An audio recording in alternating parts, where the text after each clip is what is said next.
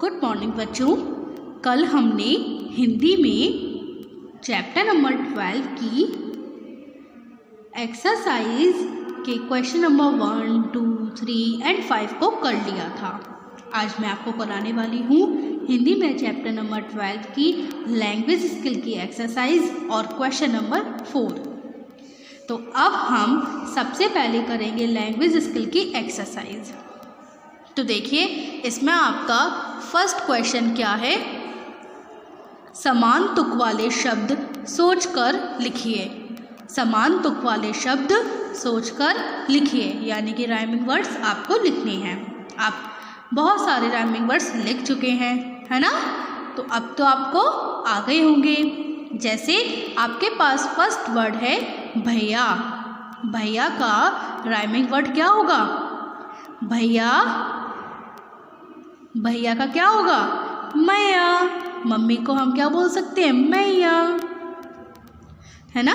भैया, मैया। ऐसे ही सेकंड वर्ड है आपका तारा। तारा का राइमिंग वर्ड क्या होगा? मारा, प्यारा। आप कुछ भी लिख सकते हो, तारा, मारा। ठीक। खिली, तिली। खिली, तिली। माचिस की जो तिली होती है हम उसको बोल सकते हैं तिली। खिली, तिली। ओके। भैया, मैया, तारा, मारा, खिली, तिली। तो भैया, मैया, तारा, मारा, खिली, तिली। अब देखिए दीप। दीप का राइमिंग वर्ड क्या होगा? सी। दीप का समान तुक वाला शब्द क्या होगा? सीप। दीप, सीप। बातें, रातें। बातें, रातें। सपने, अपने। सपने, अपने। भैया, मैया, तारा, मारा, खिली, तिली, दीप, सीप, बातें, रातें, सपने, अपने। तो आप लोग देख रहे होंगे समानतुक शब्द में जो लास्ट के वर्ड हैं वो बिल्कुल सेम हैं। जैसे भैया का या, मैया का या, तारा का रा, मारा का रा, खिली का ली, तिली का ली, दीप, सीप, पापा सेम है, बातें, ते और रातें ये भी सेम है, सपने, अपने। तो ये होते हैं आपके समानतुक शब्द। ओके। तो आपका ये फर्स्ट क्वेश्चन होता है कंप्लीट। अब आगे बढ़ते हैं और सेकंड क्वेश्चन को पढ़ते हैं।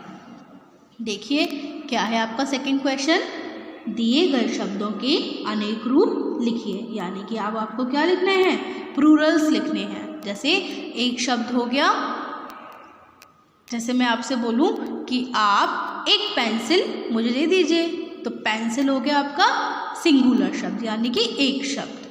अब मैं आपसे बोलूं कि आप मुझे पेंसिल्स दे दीजिए, तो यानी कि अनेक शब्द, काफ़ी सारी पेंसिल्स आप मुझे दे दीजिए। तो ये होते हैं आपके प्लूरल्स। तो देखिए अब आपके शब्द कौन कौन से हैं? मुस्कान। मुस्कान का अनेक शब्द क्या होगा? मुस्काने। तो मुस्कान, मुस्काने। ना पे हमने एक ही मात्रा लगाई और बिंदी लगा दी। दिया, दिए। दिया, दिए। दिए, दिया का जब हम प्लूरल बनाते हैं तब बिंदी नहीं आती है। ओके। फुलझड़ी, फुलझड़ियाँ। फुलझड़ी, फुलझड़ियाँ। यानी कि फुलझड़ी में ड़ा पर बड़ी की मात्रा लगी हुई थी। हमने जब हम प्लूरल करते हैं तब हम उसको छोटी ई की मात्रा लगा देते हैं और या लगाकर उस पर ये जो आपका आधा चांद और बिंदी लगा देते हैं। तो फुलझड़ी, फुलझड़ियाँ। सेम यही है झोपड़ी, झोपड़ियाँ। गली, गलियाँ। आँख, आँखें। बिंदी आएगी यहाँ पर, आँख, आँखें। तारा, तारे। तारा, तारे। इसमें बिंदी नहीं आएगी। किस्सा, किस्से। किस्सा, किस्से। मुस्कान, मुस्काने। दिया, दिए। फुलझड़ी, फुलझड़ियाँ, झोपड़ी, झोपड़ियाँ, गली, गलियाँ, आँख, आँखें, तारा, तारे, किस्सा, किस्से। समझ आ गया आपको? अब आप ये सेकेंड क्वेश्चन कंप्लीट कर लेंगे। आगे बढ़े, चलिए आगे बढ़ते हैं। अब हम थर्ड क्वेश्चन को पढ़ते हैं। क्या लिखा है? इनके एक एक नाम और लिखिए। मतलब अब आपको इनके एक एक नाम और लिखने हैं। जैसे पर्यायवाची शब्द होते हैं ना, एक शब्द के काफ़ी सारे वर्ड होते हैं, तो हमें बस यही करना है, एक शब्द के एक और नाम लिखने हैं। जैसे आपके पास फर्स्ट वर्ड है दीप। क्या है? दीप। तो अब आपको दीप का, ये देखिए दिख रहा है ना दीप, तो अब आप दीप इसको और क्या बोल सकते हैं बताइए? दीपक, दिया, है ना? आप दोनों में से कुछ भी लिख सकते हैं। दीप, दीपक। आँख, आँख को हम क्या बोल सकते हैं? नेत्र, आँख, नेत्र। ठीक है? दीप, दीपक, आँख, नेत्र। आगे बढ़ते हैं। देखिए लास्ट इस क्वेश्चन का ये है झोपड़ी। तो झोपड़ी का एक और शब्द यानी झोपड़ी का पर्यायवाची शब्द क्या हो सकता है? छप्पर, और बहुत सारे हो सकते हैं, जैसे कट्टू भी होता है ना? तो झोपड़ी का यहाँ पर हमने एक शब्द लिख दिया है छप्पर। ओके, तो आपका थर्ड वाला क्वेश्चन होता है कंप्लीट। अब आगे बढ़ते हैं और फोर्थ क्वेश्चन को पढ़ते हैं। देखिए क्या है? वाक्यांशों को सही शब्द से मिलाइए। वाक्यांशों को सही शब्द से मिलाइए, यानी कि अब आपको करनी है मैचिंग। वाक्यांश जो हमारे वाक्य होते हैं हम उनको एक शब्द में भी लिखते हैं, है ना?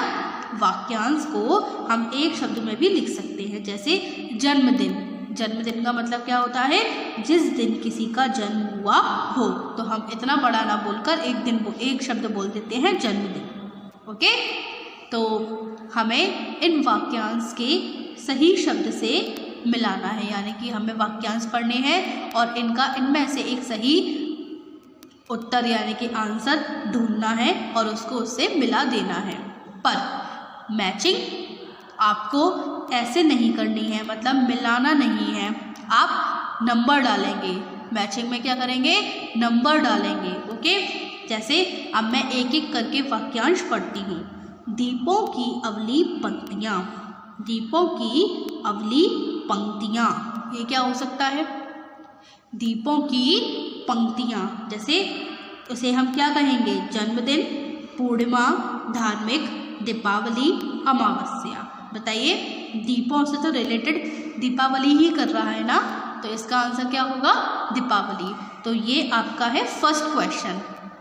यहाँ पर ये कौन से नंबर पर है? 1 पर है ना, तो आप यहाँ पर 1 नंबर डाल दीजिए। समझ गए? या फिर यहाँ पर क लिख दीजिए, क। ठीक, अब सेकंड पढ़ते हैं। जिस रात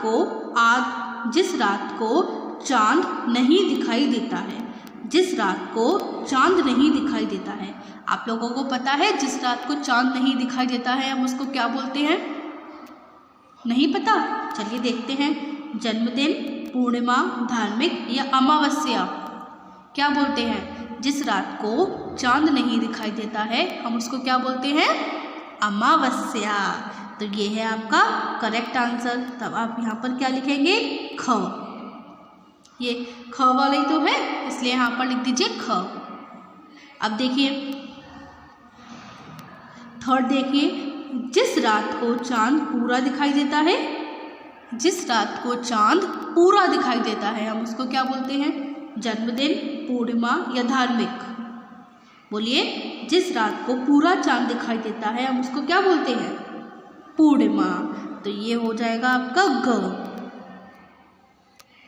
ठीक, अब ये घ वाला पढ़िए। जिस दिन किसी का जन्म हुआ हो, आपको पता है हम उसको क्या बोलेंगे?